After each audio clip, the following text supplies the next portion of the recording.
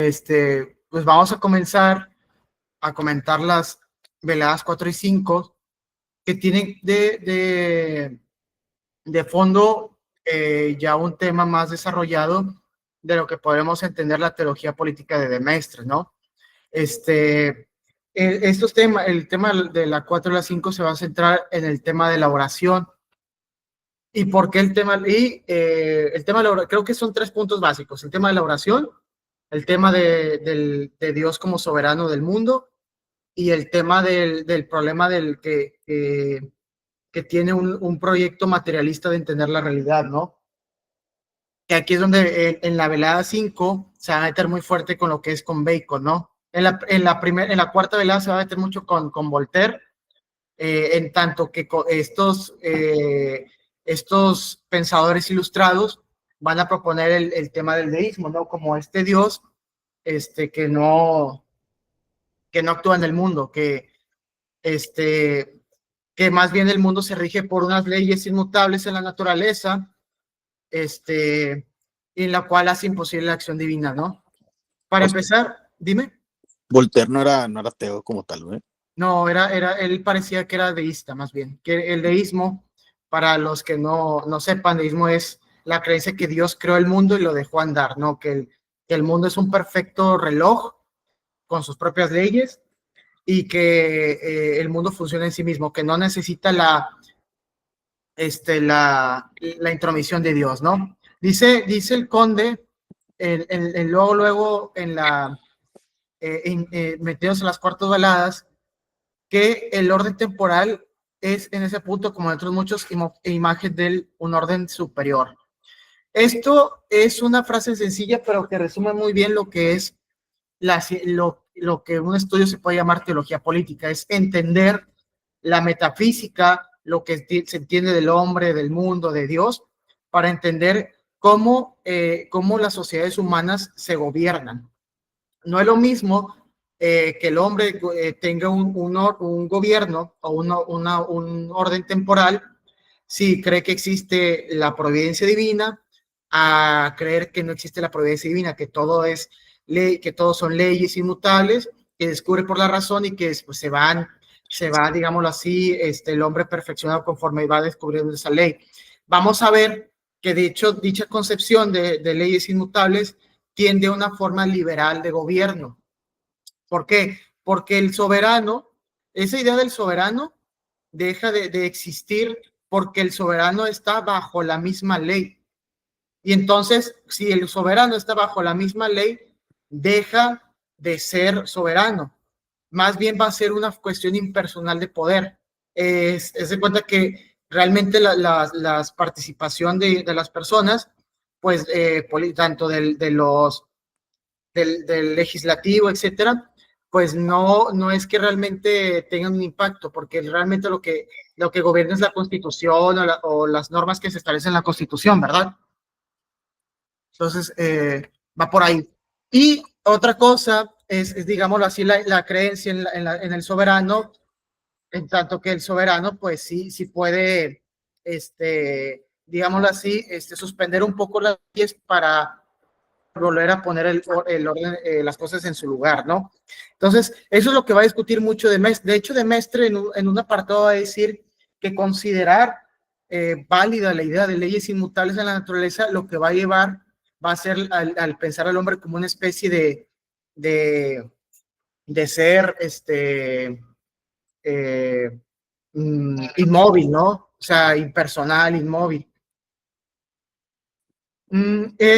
Entonces también va a decir que una de las cosas de la filosofía es que a la filosofía le gusta repetir mucho la idea de que hay que tener cuidado con pensar que se puede ser como Dios. Pero al mismo tiempo la religión, dice, la religión nos invita a hacernos semejantes a Dios. Y que él va a hacer una defensa también de esta posición de la realidad. Él, cuando habla de religión, se refiere a la cristiana, ¿no? A esta invitación, digámoslo así, de que el hombre puede ser como Dios, incluso él señala de que pues el mismo cristianismo te invita a ser perfecto como él es el Padre, ¿no? Porque el Padre te te ordena eso, ¿no? Y luego llega a decir que esta idea del cristianismo, en tanto que viste al hombre como una imagen de Dios, le da su dignidad, ¿no? O sea, le da la dignidad porque le hace participar de su vida divina y su vida soberana. ¿Y cómo va a participar de esa vida divina y soberana? Por la oración. De hecho, precisamente, Demestre va a decir que es la oración lo que puede llevar a hacer esta participación de milagros y esta participación divina del hombre, porque es una forma en la que el cosmos obedece al hombre. Es como porque porque trata de emular a Dios, ¿no? Y en esa tratar de emulación de Dios hay una fuerza soberana sobre las leyes, ¿no? No, el hombre no está bajo las leyes, sino que las leyes están para el hombre. Entonces, díganme, ¿iba a comentar algo? Esto me recordó mucho a una parte del Génesis, güey, donde Dios les da poder a Adán y Eva sobre, o sea, sobre todas las cosas, ¿verdad? Sí, él les da poder, ¿verdad? Le da poder al hombre para, o sea, sí, para liderarlo, o sea, los cielos y la tierra, ¿no? O sea, le da autoridad al hombre, este Dios. Y de hecho también nosotros vemos que en Isaías, no me acuerdo cuál parte de Isaías, ¿verdad? Creo que 33, también Dios dice que él no creó o sea, la tierra para que estuviera sola, sino para que fuera habitada por los humanos. O sea, la tierra fue creada para el hombre, ¿verdad? O sea, no fue un lugar que salió así de la nada, ¿verdad? Espontáneamente y sin propósito alguno, como dirían muchos los materialistas. O sea, nosotros no tenemos esa visión, nosotros tenemos la visión de que, o sea, el mundo tiene un propósito, ¿verdad? O sea, los animales, ¿verdad? Las estrellas, la tierra como tal tiene un propósito y fue para albergar humanos, ¿verdad? Y para que nosotros lideráramos la tierra, ¿verdad? Sí, pues es lo que hemos discutido muchas veces, ¿no? Por ejemplo, el tema de la dignidad humana, o sea, es que tanto hoy en día se defiende, pero se hace una especie de defensa sin fundamento. O sea, ¿qué es lo que hace que el hombre tenga dignidad? Y eso, muchos te pueden decir la razón, etcétera, pero pues desde una visión materialista, puramente materialista, pues la razón que es sino un instrumento más de la naturaleza para la supervivencia, ¿verdad? Entonces, muchas de las defensas que suelen tender a estos es que carecen de fundamento, no pueden fundamentar realmente esta dignidad humana. A veces, realmente yo siempre he dicho que, por ejemplo, los derechos humanos, que tanto hoy en día se defienden, es una especie de ficción necesaria porque no tienen fundamento. O sea, realmente el derecho humano no tiene fundamento, pero sirven actualmente para evitar, digámoslo así, una escalada a la violencia. Nosotros presuponemos la dignidad humana sin fundamentarla. De hecho, hay una anécdota, ¿no? Que Maritain, discutiendo el fundamento de los derechos humanos con los neocantianos cuando estaban proclamando estos derechos, Kant dijo, ¿saben qué? No nos vamos a poner de acuerdo, vamos a centrarnos más en la cuestión práctica. Y en la cuestión práctica, pues esto va a servir, ¿no? Y pues quizás tenga razón. Es que el problema que yo veo es que no nos ponemos de acuerdo ya en un centro ordenador, ¿no? Ya es muy difícil para la humanidad, por lo menos la humanidad actual, occidental, en ponernos de acuerdo en un fundamento que nos dé unidad.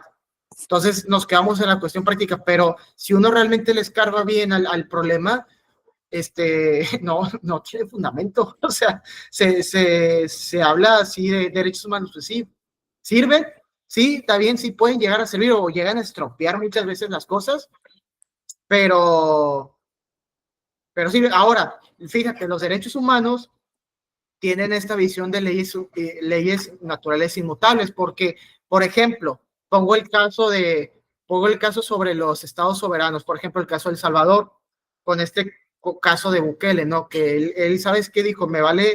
No me importan los derechos internacionales, no me importa lo que diga esa ley, por mi fuerza voy a poner orden aquí en El Salvador, ¿no? Entonces hay una especie ahí, digámoslo así, de acto soberano, que pone orden, y que fue un escándalo porque el escándalo fue porque violentó los derechos humanos. Entonces, y ahí es donde uno se pregunta, o sea, ¿realmente estos derechos ordenan o desordenan? Esa es una discusión que se suele tener, ¿no? No sé si alguien quiere comentar. Aquí, antes de citar algo, no sé si alguien quiera comentar algo. Yo tengo una pregunta, pero respecto a lo que vos dijiste de la soberanía, que no sé cómo entendés vos que lo entiende Joseph de Maistre y si se parece en algo, por ejemplo, a lo que planteaba Hobbes o Jean Bodin sobre esta cuestión pues, del soberano que se pone de cierta forma sobre las leyes. Yo recuerdo pues que Donoso Cortés hablaba como de que el deísmo era como de cierta forma la teología detrás del liberalismo, que es la idea pues de que están las leyes y que de cierta forma nosotros funcionamos dentro del estado de cosas según esas leyes. Yo siempre he sentido pues que ahí también está de mucha influencia la física clásica, ¿no? Como Sí, que Dios creó la materia, le puso leyes y listo, ya se puede ir Dios a relajarse y ya la materia funciona con esas leyes. Entonces, como que de cierta forma el pueblo hace lo mismo, se montan al poder, ponen la constitución y ya no necesitamos soberano, ¿no? Como que ya el pueblo funciona con esas leyes totalmente. de gobierno. Pero Sí, ¿cómo lo sí. entiende Joseph de Maistre lo de la soberanía? Pues como si se aparta a estos teóricos del Estado absoluto que también hablaban de la soberanía. No, yo creo que no. O sea, por ejemplo, Hobbes llega a decir que el soberano no puede estar bajo las leyes. O sea, yo creo que es que lo tienen igual, pero la diferencia es el fundamento. Para de Maistre habla de un soberano celestial, un soberano que gobierna el mundo, ¿verdad? El mundo natural, el cosmos. Pero para Hobbes, el cosmos, pues no existe, ¿verdad? Existe el estado artificial, que es donde el soberano ahí sí puede mandar. Pero prácticamente el soberano lo entienden los dos de forma igual. La única diferencia que uno puede notar es el fundamento. O sea, Hobbes lo hace desde la perspectiva inmanentista y de Maistre lo hace desde una perspectiva más trascendente, ¿no? Se centra más bien es que ese es el asunto, es que para de Maistre sí existe el cosmos, sí existe el mundo, ¿no? Para Hobbes, ¿no? Para Hobbes, acuérdate que el orden no existe hasta que se existe el estado civil. Entonces, acuérdate que incluso para Demestre, bueno, eso es muy interesante, es un aspecto muy platónico de Demestre. O sea, hay un orden que nosotros intuimos, ¿no? Y que en la sociedad es una imagen de ese cosmos que se va intuyendo. Pero sí, es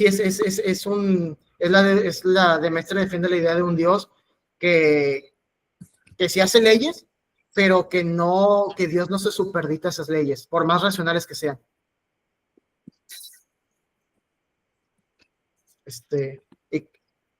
No sé, Carlos, si ibas a comentar algo, ¿no?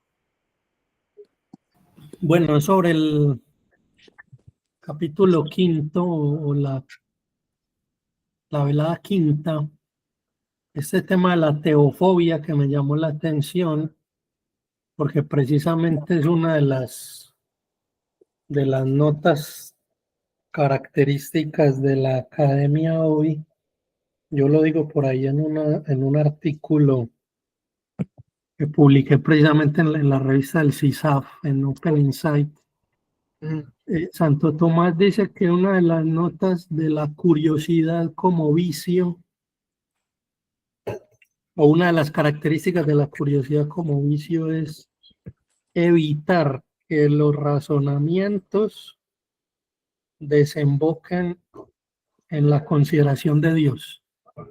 No, hacerlo a propósito, que es el camino natural del razonamiento y del entendimiento. Cuando busca causas, pues llega a la primera causa. Todas las ciencias, todas las disciplinas, finalmente en su raíz se remontan a consideraciones de orden teológico.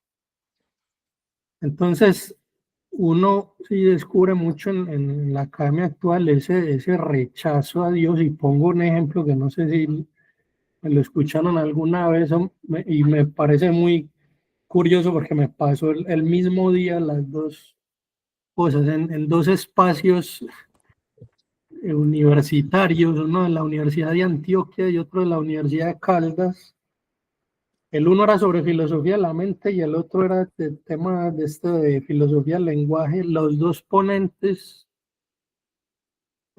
afirmaban algo en el siguiente tenor, casi textual. Bueno, como asumir la idea de un diseño inteligente nos obliga a aceptar y reconocer un diseñador inteligente, o sea, un creador. Entonces, hablaremos de diseño sin diseñador. Entonces yo decía, estos tíos con doctorados y tanta cosa, y no son conscientes de la estupidez que están diciendo. O sea, gente es tonta, pero como de gusto, ¿no? No, ya son puros payasos, o sea, son puros payasos. Dios payaso. Entonces, precisamente leyendo a De Mestre, pues sí, me acordaba de eso, de cómo hay. Entonces ahí ya yo matizaría lo que tú estás diciendo ahora, que dicen, pues sí entendí, ¿no? Ya no, es que es muy difícil llegar al consenso sobre quién es Dios, claro, la dificultad de la verdad religiosa o de una ontología de la religión en un mundo plural de religiones, sino o sea, la misma aceptación de la existencia de Dios ya es un tema problemático y puede ser incluso causa de funa y además que intelectualmente es totalmente deshonesto. Precisamente por los dos ejemplos de estos creo que lo muestro bien. Entonces me llamaba eso la atención, aunque quizá me adelante, que es de la velada quinta, y otro tema que me parecía muy interesante allí, y eso ha sido una experiencia grata leyendo a De Mestre, cuando él dice que hay cosas que no suceden porque el hombre no quiere que sucedan. O sea, Dios si lo quiere, pues es el hombre el que no quiere. Eso me parece muy interesante porque creo que no miento cuando digo que Santo Tomás en la Suma Teológica dice que hay 8 cosas que Dios no podía hacer, porque la omnipotencia de Dios, pues sí, claro, implica cosas que no puede hacer, pero precisamente en coherencia con su naturaleza de Dios, pues es esa, el coactar el libre albedrío. Entonces, si uno se va contra esa idea, pues está violentando dogmas esenciales de la fe y de la cosmovisión cristiana, que hay libre albedrío. Por mucho que Dios quiera y Dios, digamos, dé las gracias para una serie de cosas, pues que no se dan porque el ser humano lo impide con su corrupción moral. No es que sea culpa de Dios, que es la tendencia, mucha gente echarle la culpa, ya no, la culpa la tiene tu alcalde, la culpa la tienes tú, la culpa la tiene, no sé, tu madre. Sí, a mí me parece interesante esos matices porque hoy está muy de moda, gracias a ciertas formas de vivir la espiritualidad, una idea que termina siendo ingenua y que a muchas personas las lleva a perder la fe, y es Dios, como es todopoderoso, pues lo hará, pero no tienen en cuenta esto que estoy diciendo. Si tú ves en un país corrupto como Colombia, qué pena el ejemplo tan personal de los concursos docentes. Yo digo, no, Dios no quiere que yo me gane un concurso docente, pero Dios, ¿por qué no? Y no, Dios no tiene nada que ver. Los concursos docentes sean de corrupción, se los dan a esa gente que está en la política, y los jueces son un montón de ineptos y negligentes. y tú puedes rezar mucho y pedirle a Dios, y pues, digamos, Dios, claro, Dios actúa, pues si el hombre no permite. Entonces, y cuando entra el factor del libre albedrío, hay tantas cosas por considerar. Entonces, a mí me han parecido muy interesantes esas consideraciones teológico-antropológicas que hace de Mestre, porque efectivamente son temas que están en la cotidianidad de la vida del hombre en general y en particular del hombre de fe. Un último ejemplo, pues que yo lo pongo en un sentido jocoso, un poco cruel. Claro, si yo practico deportes extremos, esta gente que se va por las carreteras y las lomas en bicicleta, en patineta y lo atropella un camión y lo deja cuadrapléjico. Mucha gente dice, Dios, ¿por qué Dios, no? ¿Por qué Dios me lo quitó? No, no, él se mató, güey.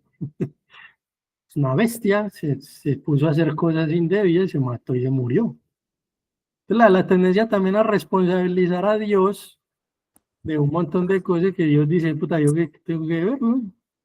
Precisamente en los mandamientos está el quinto mandamiento, por ejemplo, de no matarás, incluye eso, no participar, no, por ejemplo, en los deportes extremos, deportes que ponen en riesgo la integridad, están condenados por el quinto mandamiento. Si tú te mueres o te caes enfermo, te caes bobo, practicando una cosa así, no es culpa de Dios, es tu culpa.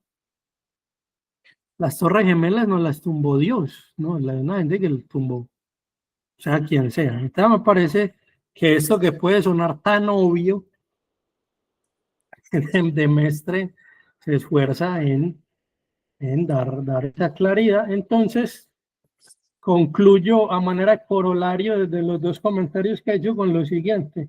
Vivimos en una época, y en parte creo que la modernidad en general ha sido entre la teofobia, pero que por el otro lado tiene el vivir echándole la culpa a Dios de un montón de cosas. Entonces, no quiero que Dios intervenga, odio a Dios, pero cuando es bueno para echarle la culpa, venga. Y que de hecho mucha gente justifica su ateísmo y su no compromiso religioso con cosas pues de este tenor, ¿cierto? No, yo no creo en Dios porque Dios como permite que mataran a niños con napalm en la guerra de Vietnam.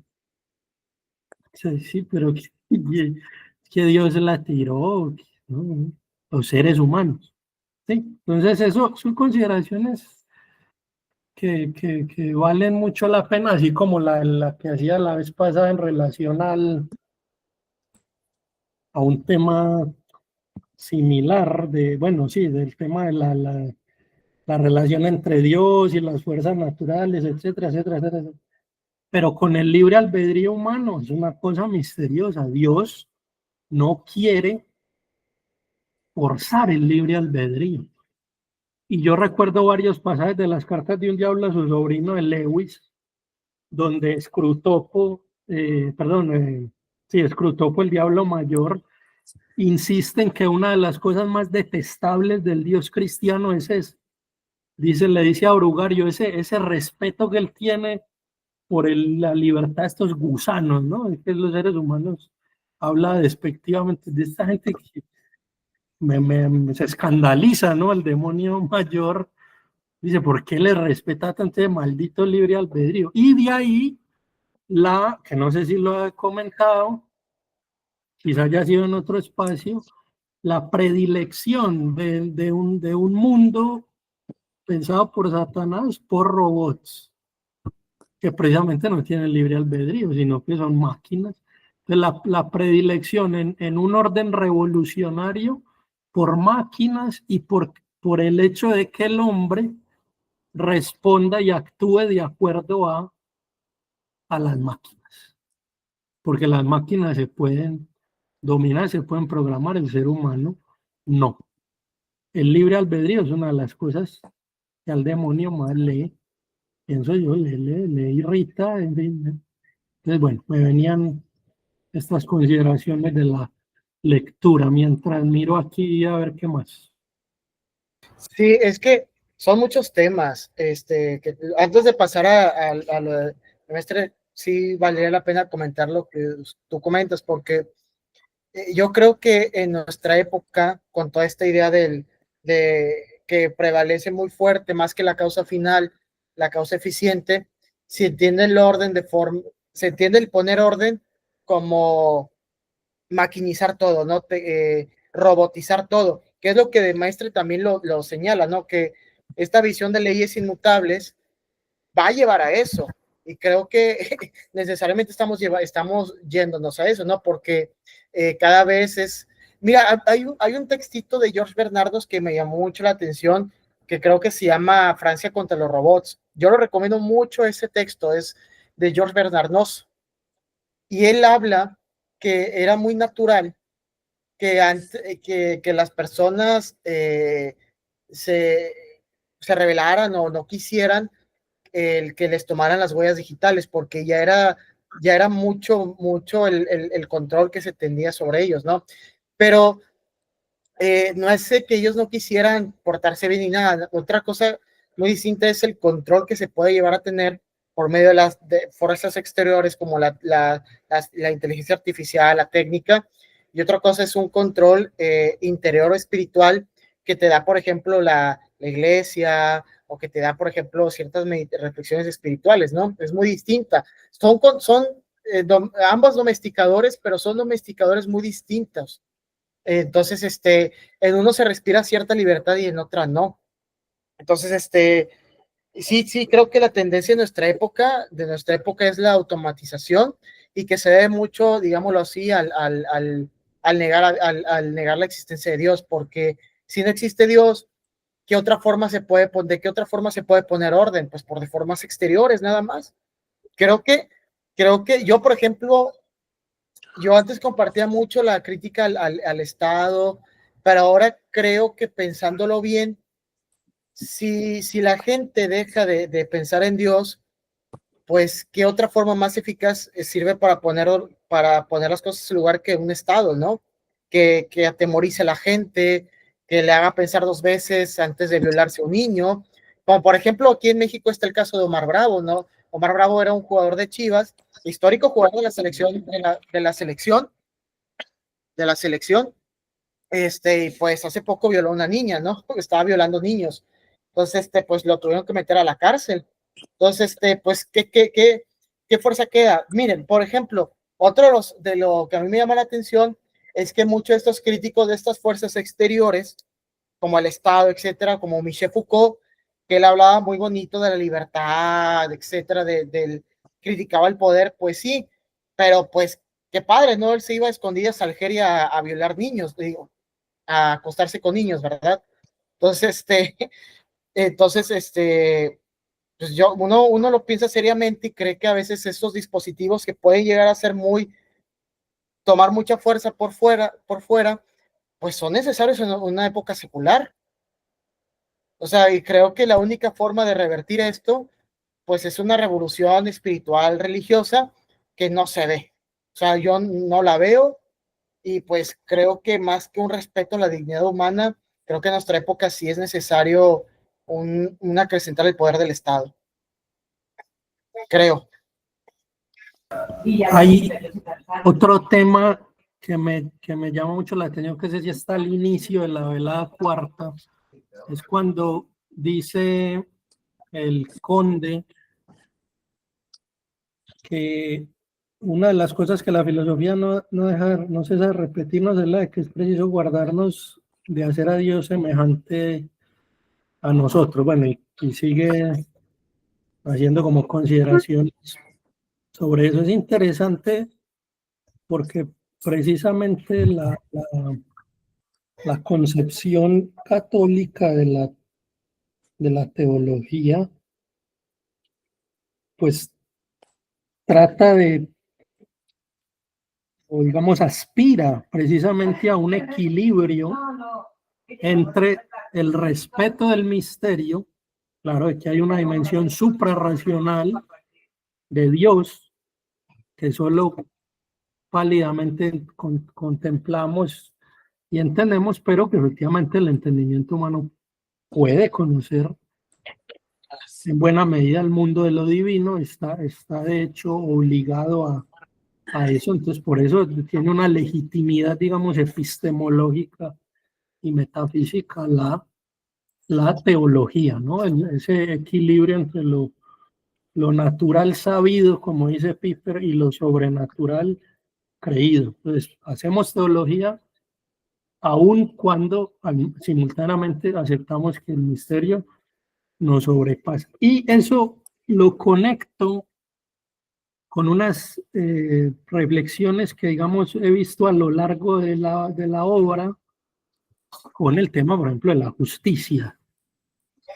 Entonces, efectivamente, el tema de la justicia divina es un misterio, pero, como también he explicado la vez pasada, hay una serie de cuestiones de la justicia divina que las puedes entender con base en una concepción natural de la retribución, de la pena, del castigo, del equilibrio, de la proporcionalidad. Entonces, la justicia divina no es que sea del todo totalmente ininteligible o mucho menos irracional, ¿no? Uno sí puede entender qué pasa cuando de Mestre dice más, no me acuerdo cuál es el personaje que lo dice, esto creo que ya está en la velada quinta, que dice que todo mal es un castigo, podría parecer como una generalización ilegítima, en cuanto uno dice, no, pero hay muchos males que no le ocurren a la persona como castigo, sino precisamente es una injusticia tal. Sí, pero el hecho de sufrirlo, y lo decía la vez pasada, para él, por muy injusto que sea, para él es una manera de purgar sus culpas, que las tiene. Claro, totalmente. Y de hecho,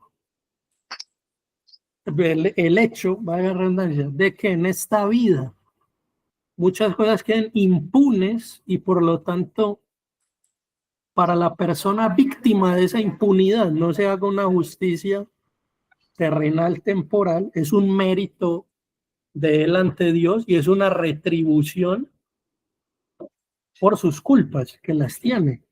El error en propio la modernidad, muy de la antropología optimista de la modernidad, es creer que el hombre no tiene culpas y que el hombre es totalmente inocente. Cuidado en ello de confundir, cuidado en esto, no confundir y la inocencia en términos jurídicos con una inocencia en términos metafísicos. Totalmente. Sí, porque inocente en términos metafísicos, teológicos, no lo es nadie, sí, pero yo no he cometido un delito, entonces soy inocente en términos jurídicos, ¿no? Lo digo porque hay cuidado con estar confundiendo esos dos planos y nos lleva a hacer de pronto afirmaciones incorrectas. Sí.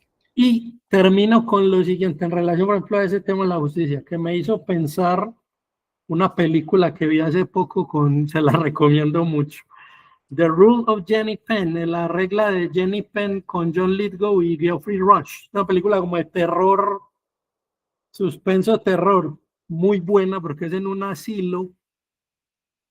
Es un viejito, que el papel lo hace John Lithgow, que es un viejito que le hace bullying a los otros viejitos y el tipo es un abusivo impresionante, es un tirano y nadie es capaz de ponerle un pare a este cabrón hasta que llega un juez que tiene una especie de rama cerebral que el papel lo hace Geoffrey Rush y bueno, tiene que ver con él como su mirada de juez.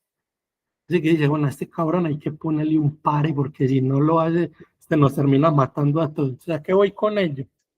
Y con ese tema de la justicia divina, pues pasa algo similar. Hay gente que dice, Dios, que haga justicia, pero Dios en un momento le responde como responde en el Evangelio a dos hermanos y dice, ¿quién me ha nombrado juez entre ustedes?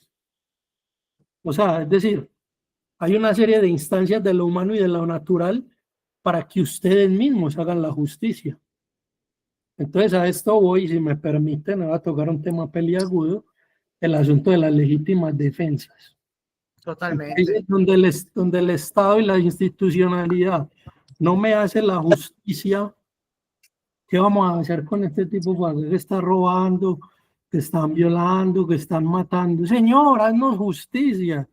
Pues sí, está bueno, pero Dios nos le dice, ahí están las armas, ahí están sus brazos, ahí están los hombres, o quieren que yo que lo mate o qué. Es decir, hay una serie de cuestiones del orden de lo natural que Dios precisamente te dice, obra con las fuerzas y las capacidades de lo natural. A ese sujeto hay que matarlo. A ese sujeto hay que intimidarlo. ¿Sí? Y lo digo en un país donde precisamente, y la película me hacía pensar en eso, y algunas de las cosas de Mestre me hacen pensar en eso, donde precisamente el fenómeno de las autodefensas llega a ser casi que otro ejército paralelo, llega a ser otro estado paralelo como no se ha visto en ningún otro país, pero es precisamente a raíz de un clamor de justicia, donde un estado te dice, no, pues usted tiene que respetar las instituciones, y esas instituciones que han hecho por mí, me han dejado abandonado, yo no voy a esperar que vengan las instituciones a poner aquí el orden, no, lo pongo yo, me organizo acá con estos 10, estos 20, y aquí pongo el orden. Y desde el derecho natural, pues eso es legítimo. ¿Cuál es el problema? Cuando eso se sale de la debida medida, que es lo que pasa, bueno, países como el nuestro y otros, se mezcla eso con el delito, ¿verdad? Pero el hecho de usar la fuerza legítima para combatir el crimen, más allá de la institucionalidad, pues es algo que el derecho natural te lo autoriza. Si pueden ver esta película, creo que entenderán mejor lo que quiero decir con eso, y lo dice Jacques Philippe en uno de estos libros sobre la voluntad de Dios. Dice, gente que se queda preguntándole a Dios que, Señor, ¿cuál es tu plan? ¿Qué quieres? Y Dios dice, no, eso te toca elegirlo a ti. Es decir, entre todas las alternativas legítimas, decídalo usted ya sabe qué cosas no están dentro de las opciones y cuáles, y entonces eso elígelo tú. No todo lo puede determinar Dios, ni Dios puede decidir todo por nosotros. Hay cosas que las decido yo decido, qué sé yo, si me caso o no me caso, que voy a estudiar. Entonces es también importante porque vuelve al mismo tema del respeto que Dios tiene en nuestro libre albedrío y cómo no es legítimo tampoco para Dios, ni Dios lo quiere, que renuncie el hombre a su libre albedrío, endilgándole a Dios una autoridad que no quiere, pues que no tiene, ¿no? Dios deja que el hombre precisamente obre y actúe, y me atrevería a decirlo así, espero, voy a parafrasear al Papa Francisco, espero no estar diciendo una herejía, que Dios como que le dice al hombre por momentos, eso te toca a ti. Claro. Sí, ¿cierto? Sí, sí. ¿Cómo que los papás vayan y le resuelvan los asuntos de bullying en el colegio? No le toca darle un puño al tipo, hermano, si no ahí lo van a tener, hermano. Sí, no sé si vieron la película de Reagan, una película que salió del año pasado que le pasaba eso. Y cuando él va con donde la mamá para que la mamá lo defienda a unos tipos que lo quieren agredir, le cierra la puerta. Y le toca enfrentarlo y les pega, creo, y hasta ahí llega el asunto. En fin, bueno. Cierto. Nada más para, sí, creo que Juan quería comentarlo, pero eso también de Mestre lo habla sutilmente cuando habla que obviamente el gobierno celestial, bueno, los gobiernos del mundo son un reflejo del orden de Dios, ¿no? Entonces, así como Dios castiga a los hombres, también eso, digámoslo así, justifica que haya instituciones humanas que den justicia, a lo mejor no de manera tan perfecta, pero las hay, ¿no? Las tiene que haber, ¿no? Y fíjense cómo también en nuestra época, con esa tendencia a ese, mira, diría Carlos algo muy cierto, el nihilismo se ve cuando se ve el poder como algo malo. Entonces, no es casualidad que en la época de lo que llamamos muerte de Dios, a los criminales se les comienza a ver como víctimas sociales, como que ellos son víctimas de la sociedad, se les tiene que educar para llevarlos bien porque la sociedad fue mala con ellos. Pues no, o sea, realmente lo que hay detrás es una sospecha por las instituciones que tratan de dar justicia, que tienen poder, ¿no? Hay toda una negación de poder, de la relación de poder, ¿no? Yo, de hecho, ayer, hace unos días pensaba que todos estos discursos de las relaciones de poder, etcétera, pues nosotros nos vamos con la idea de que el problema es que ven poder en todas partes, pues quizás no tengan falta de razón, quizás en todo hay una relación de autoridad, de mando, como el padre y el hijo, ¿no? Quizás el problema de ahí es ver esa relación de poder como algo negativo. Quizás en lugar de ver que el padre tiene autoridad sobre el niño para llevarlo para el bien, pues es una autoridad abominable que abusa del niño, de o del padre, castigarlo. de castigarlos, o de los esposos con las esposas, como toda esa sospecha, ¿no? Por todo lo que tenga autoridad y poder. Porque hay una sospecha, hay una negación total del fundamento que es Dios. Y eso tiene razón, tiene razón Carl Smith. Ahora que lo voy pensando, pues sí, es el problema. De hecho, bueno, si alguien más no quiere intervenir, yo luego. Yo quería pues pensar algo que no sé qué tanto, digamos, es errado interpretarlo así, pero como que la manera en la que entienden el mundo de Maistre u otros pensadores conservadores o reaccionarios modernos, en contraste pues con los medievales, sí siento que hay una cierta influencia de la física clásica.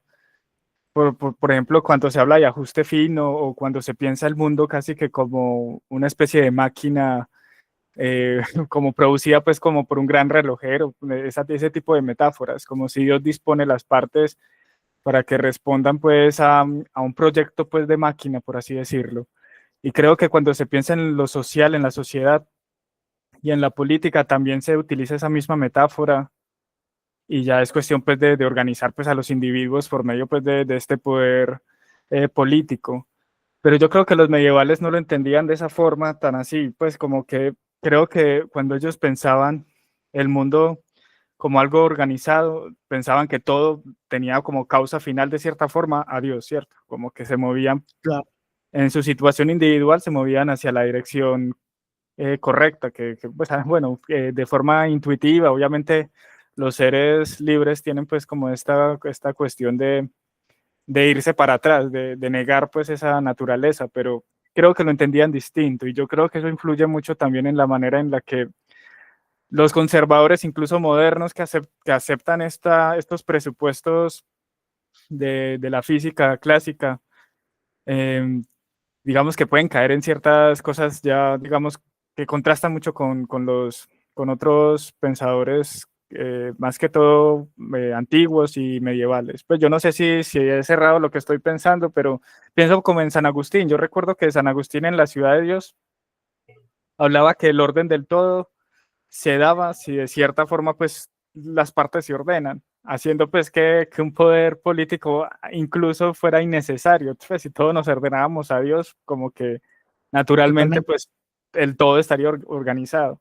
Obviamente por la cuestión que el pecado y demás aparecen las guerras y por tanto el gobierno y otras cosas, pero como que lo piensan distinto, como que el orden de pensar las cosas no es como desde este poder ordenador, sino como desde la capacidad de uno como individuo a ordenarse y ajustarse pues a lo que supuestamente ya estamos todos ordenados y ajustados y ya depende pues de acomodar nuestra voluntad libre a ello.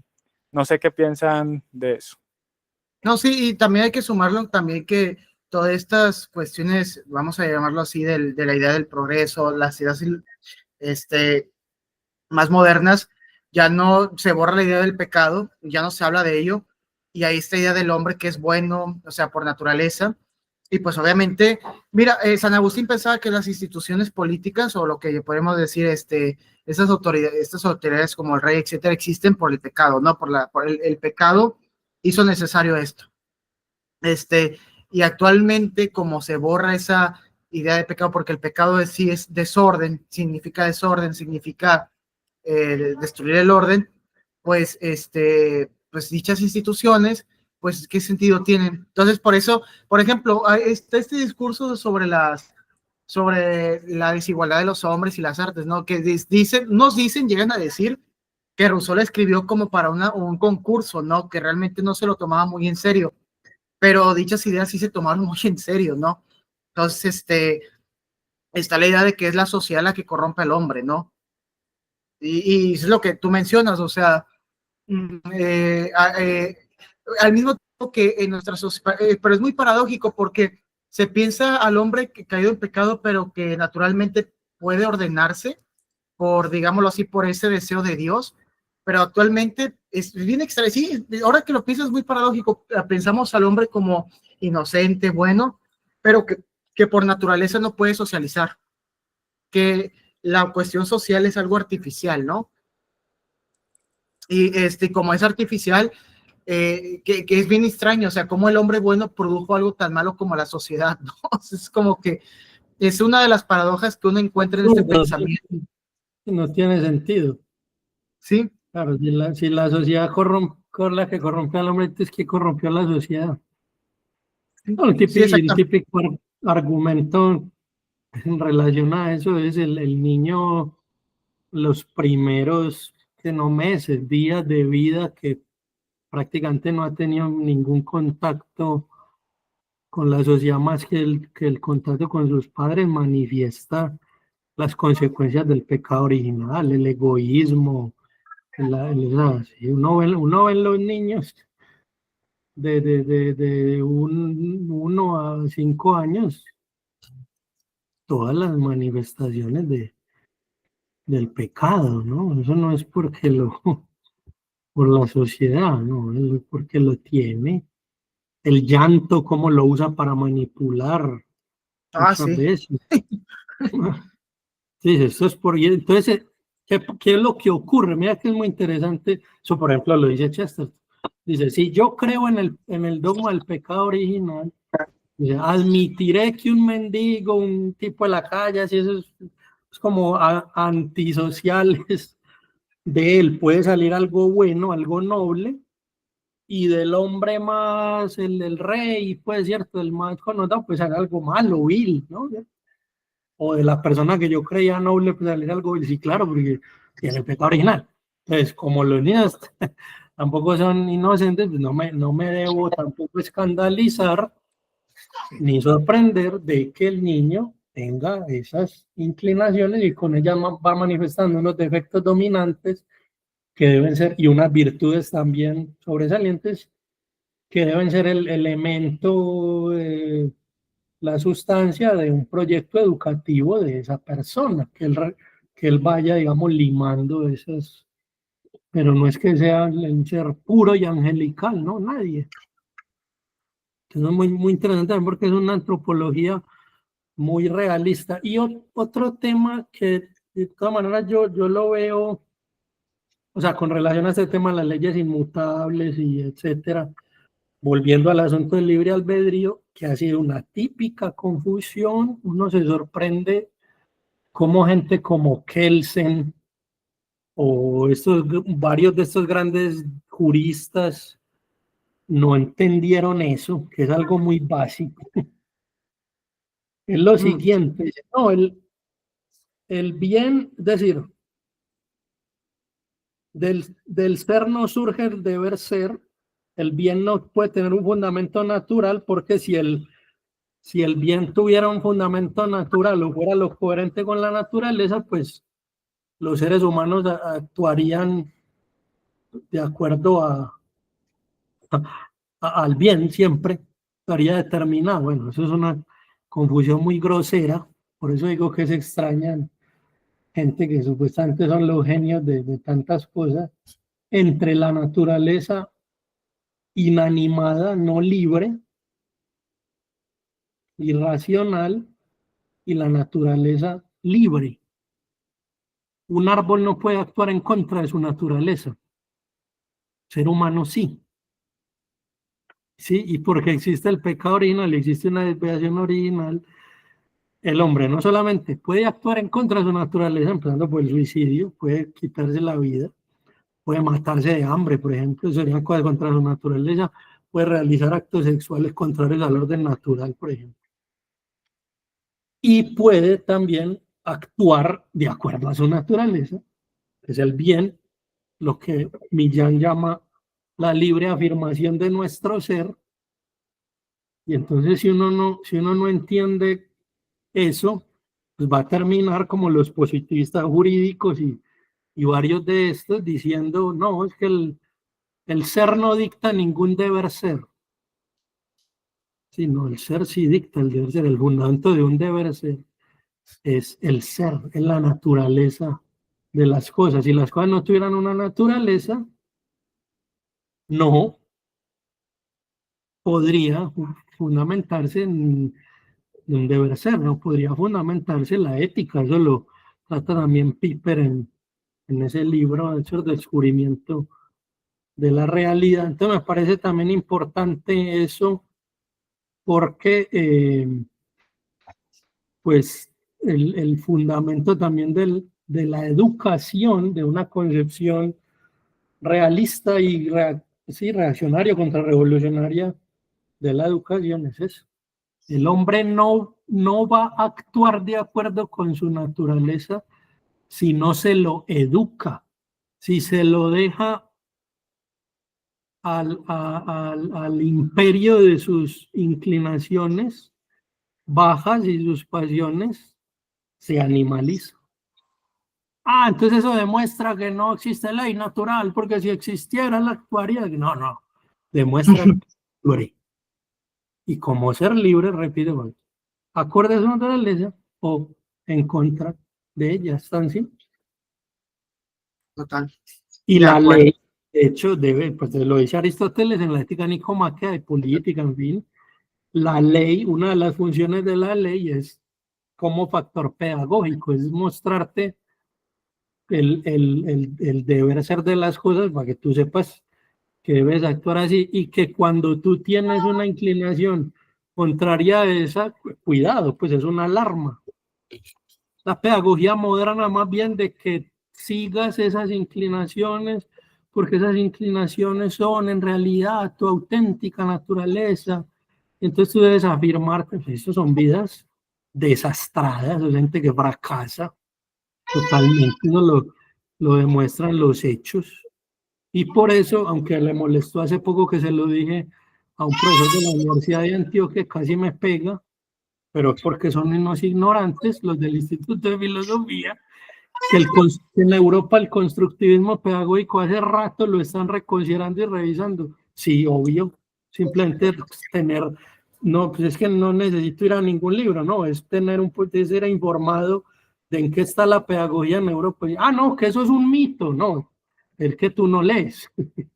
Pero ¿qué hacen los europeos, sobre todo en los países nórdicos, se están dando cuenta que el constructivismo pedagógico no sirve para nada? Sí, obvio que sí, así a ti no te guste. Y aquí en América Latina hay gente que se llena la boca diciendo, tenemos una pedagogía constructivista, pero ¿hace cuánto eso ya está? Y creen estar a la vanguardia, eso es lo que da risa de Hispanoamérica. Que acá, con discursetes más manidos que el arroz, el gente que se llena la boca, dice, estamos a la vanguardia. Bueno, eso es complejo hecho, López y me dice. Claro, totalmente. No, la academia ahorita ya está llena de payasos. La academia es un mugrero. Sí, o sea, de hecho acaba de salir hace poco una entrevista de alguien que se llama David Deutsch, que es un físico conocido, ¿no? Que le dicen el padre de la computación cuántica, ¿no? O sea, alguien muy respetable, y salió en un canal de YouTube de alguien que se llama Kurt Jürgensen. Es muy conocido, bueno, es en habla inglesa, ¿verdad?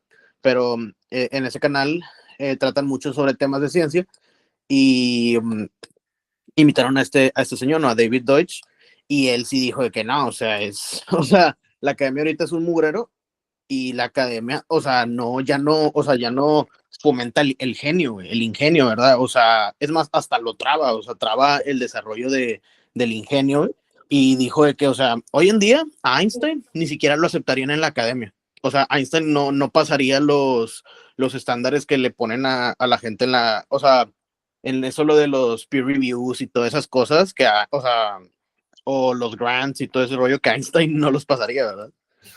Por su estilo, ¿no? Y cosas así por el estilo, o sea, que hoy en día es más así, o sea, ya hoy en día es más como pedantería, sí, ¿verdad? O sea, se basan más en pedantería, ¿no? La academia, ¿verdad? Claro. Pues sí, fíjate que retomando un poquito lo de este señor Kelsen para ya otra vez con el libro, porque estuvo ya para vamos un poquito el libro ya para acabar. Kelsen obviamente es un discípulo, si uno lo lee bien, es un discípulo de Spinoza. Y Spinoza, claro, era un racionalista, ¿no? Y él sí consideraba que todo ese tema del milagro, etcétera, pues era algo irracional porque no cabía la razón que pudiera concebirse algo que se saliera fuera de la razón. De hecho, Spinoza para llevar a coherencia sus ideas tuvo que aceptar la unidad entre entendimiento y voluntad en un sentido sustancial, ¿no? Todo es una sola sustancia. Todo, ¿no? Entonces, fíjense lo que aquí, fíjense lo que aquí dice, lo que dice de Mes, lo voy a leer, fíjense, y va a dar, a lo mejor a nosotros nos va a impactar un poco, pero dice, no tengamos pues ninguna repugnación en creer y en decir que se roga a Dios como se ruega a un soberano, y que la oración o súplica tiene en el orden superior como en el otro el poder de conseguir gracias o dones y de evitar los males, lo que puede aún estrechar el imperio del mal hasta unos cuantos límites. Y contesta el caballero, nunca me he burlado de mi párroco cuando amenaza a sus feligreses con el granizo o la nieve porque no han pagado el diezmo. No obstante, observo un orden tan invariable en los fenómenos físicos. Bueno, él llega a decir esto, ¿no? Y a lo que posteriormente de Mestre va a decir, bueno, es que si aceptamos estas teorías de las leyes inmutables, y lo voy a repetir, todo será como una especie de reloj funcional y los hombres no son más que unas máquinas. Y todo ese tema del libre albedrío, etcétera, entran ahí, pero también entra algo muy importante que a lo mejor nosotros no hemos tocado, y es la forma personalista de entender el orden, muy personal, es una forma personal de entender el orden. Es decir, nosotros podemos actuar, el hombre mismo puede actuar con la oración sobre las cuestiones naturales, porque es hijo del soberano. Pero a lo mejor para nosotros hombres modernos nos suena muy trillado, pero es toda una concepción metafísica que digámoslo así, fundamentaba lo que antes se denominaba el antiguo orden, ¿no? Y que, miren, actualmente también hasta cierto punto pasa. Fíjense cuántas veces hay muchos políticos y juristas lloran cuando el presidente viola la Constitución. Es que violó la Constitución. Pues sí, es que es normal, en todas partes pasa porque no se puede siempre estar bajo las leyes. No se puede, o sea, es invivible, ¿verdad? Nosotros no sabemos repeler eso. Y además para pasar al último tema, para unos 20 minutos, a ver, Bruno, si quieres comentar algo. ¿Qué pasó, Sí, Bruno? sobre eso de las leyes, o sea, yo no, bueno, a lo mejor esto no va muy en línea con lo que dice Demetrio, pero, o sea, nosotros no deberíamos tener problema con afirmar que existen leyes de la naturaleza, ¿verdad? Lo único que nosotros tenemos que decir es de que, o sea, esas son las leyes de este universo, ¿verdad? Que Dios impuso aquí, ¿verdad? Y son leyes naturales, ¿verdad?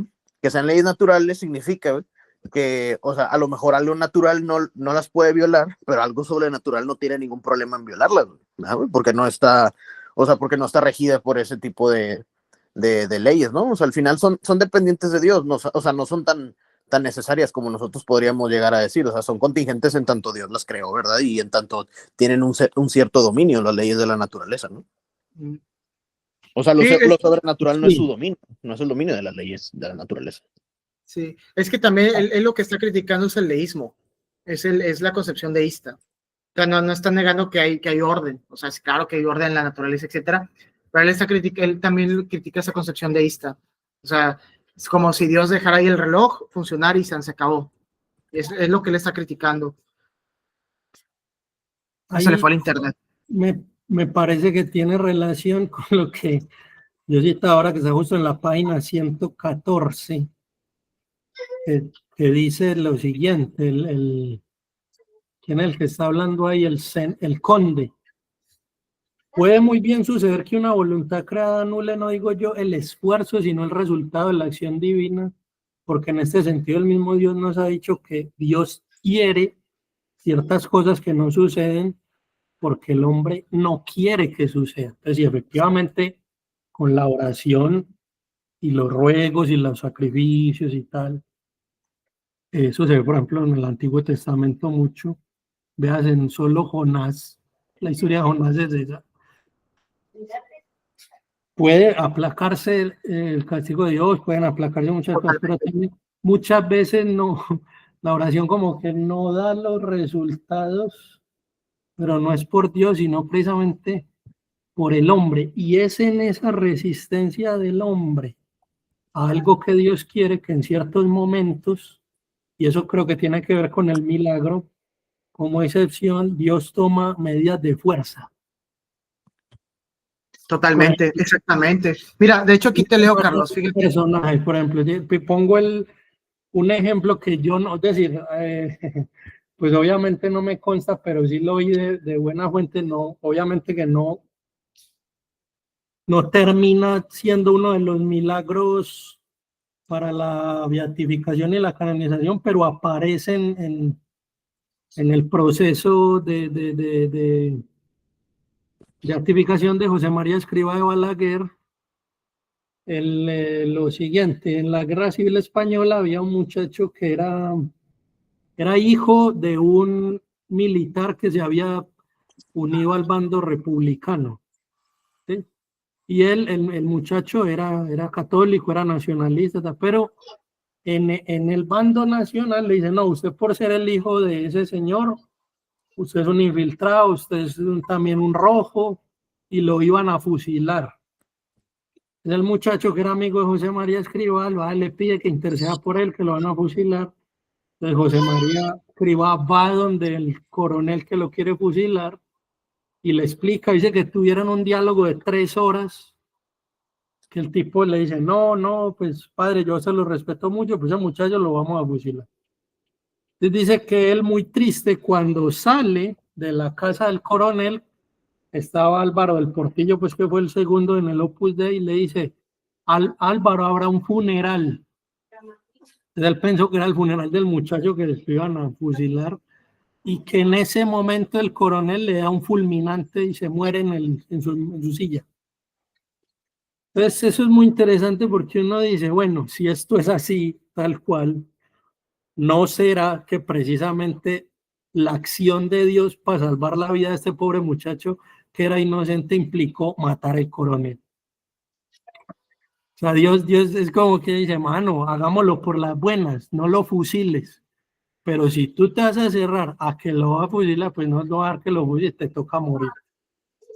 Algo así es lo que quiero decir. Entonces muchas veces las medidas de fuerza, por llamarlas así, que Dios usa, incluso los desastres naturales mismos, ocurren porque el hombre no ha aceptado otras vías que le ha ofrecido Dios.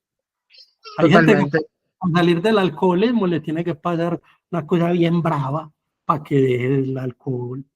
Bueno, Pero nada más para terminar, voy a leer esta parte, ¿no? Dice, yo elogio no obstante mucho a ese caballero por no haberse burlado de su párroco, cuando recomienda el pago del diezmo, bajo pena del granizo del rayo, porque ninguno tiene derecho a asegurar que tal es gracias al resultado de tal falta, pero se puede y aún se debe asegurar en general que todo mal físico es un castigo, y que estos supuestos, los que nosotros llamamos azotes del cielo, son necesariamente los resultados de un gran crimen de una nación o de la acumulación de los crímenes individuales, de suerte que cada uno de estos azotes o castigos podrían haberse evitado desde luego por medio de una vida mejor o también por la oración. Es que también, ya para acabar, es que aquí lo que también nos está defendiendo es una cosmovisión que para nosotros ya es muy difícil pensar, la verdad. Es una visión del universo personal, con un soberano, pero sobre todo una acción personal, que hoy en día ya es muy difícil pensarla, pero que no significa por eso que sea falsa, al contrario. Eso lo que parece que también está tratando de entender el por qué el inocente sufre, todo ello, ¿no? Y del cómo de Maestre dice, la única forma de arreglarlo es por una buena vida o por la oración, es decir, la vida. Entonces, y fíjense que esta cosmovisión pide tener una vida correcta y no una lucha por una sociedad mejor. Eso se dan cuenta. ¿Por qué? Porque el cosmos responde a la acción del hombre. Sí, claro. Sí, o sea, una política más clásica, ¿no? Una política de la virtud. Sí, es platónico puramente, porque así como para Platón la república es una imagen del alma, aquí también. O sea, es la virtud lo que hace buena una nación, no el sistema correcto. Lo dice Hildegarda de Bingen, creo, cuando el hombre peca, el cosmos sufre. Sí. Y en relación a que efectivamente son dos cosmovisiones antitéticas, uno de los epígrafes que pone Gómez Dávila al inicio de Escolios 1, eso es de una obra de Flaubert, yo no me acuerdo qué obra es, yo sé un poco el contexto de la obra, pero no, ni la he leído ni me acuerdo. Vale, que creo que es un notario que le está diciendo a un farmacéutico que un señor que acaba de morir había dejado toda su riqueza a unas monjas, pues pidiéndoles que rezaran por la salvación de su alma, no sé qué tal, y el farmacéutico le responde, pero qué fanatismo, o sea, se indigna, dice, pero qué fanático este señor. Entonces, claro, es una manera muy propia de Gómez Dávila de hacer, de burlarse, por un lado, incluso burlarse de sí mismo, que es algo que hace, sí, yo ridiculícenme, que yo igual me sumo a la ridiculización, pero ridiculizar también esa visión propia del hombre moderno que piensa que hacer cosas de este orden pues es un fanatismo y que no sirve para nada. Por ejemplo, eso, pues pagar una misa, dejar tu herencia porque puede ser tu última posibilidad de salvarte. Claro. Señor, ya con esta plata que esta mujer recen por mí, así me toque pagar 1.000 millones de años en el purgatorio. Eso el hombre de fe lo cree de verdad y eso lo lleva a que en la vida pública actúe de una manera que es totalmente incompatible con una visión moderna y por eso es muy ingenuo lo que hablamos el otro día en relación a una conferencia de un colega en el coloquio del Arrabal. Es muy ingenuo pensar que cosmovisiones religiosas, que al final son cosmovisiones éticas, puedan convivir, por lo menos durante mucho tiempo, en una sociedad democrática. Va a tener continuos choques y últimamente terminan conflictos. Es muy ingenuo no creer, no podemos llegar a un consenso, no, ese consenso se da cuando esas cosmovisiones, renunciando a sus principios identitarios, se unen a un contrato social moderno, que en realidad es incoherente con esos principios. No sé si me hago entender, o sea, no, sí, perfectamente. Implica apostatar de la fe, implica apostatar de la religión. Ser un hombre moderno en el sentido pues estricto de la palabra implica apostatar de la fe. Sí, lo que decía en estos días un colega decía que tradicionalista sin denuncia es vergonzoso. Ya sí, porque si a usted no, lo que decía el profesor Plinio Correa de Olivera, decía, si a usted no lo odian ahí en la calle, hágase un examen de conciencia.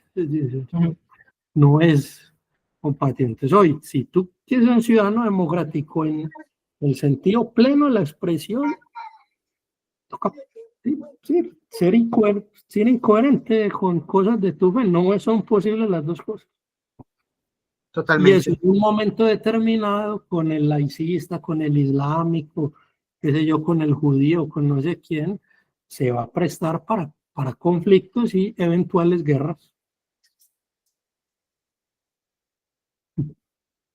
Totalmente, de acuerdo. Listo, bueno, creo que lo vamos a no avanzamos a la velada 5, ¿verdad?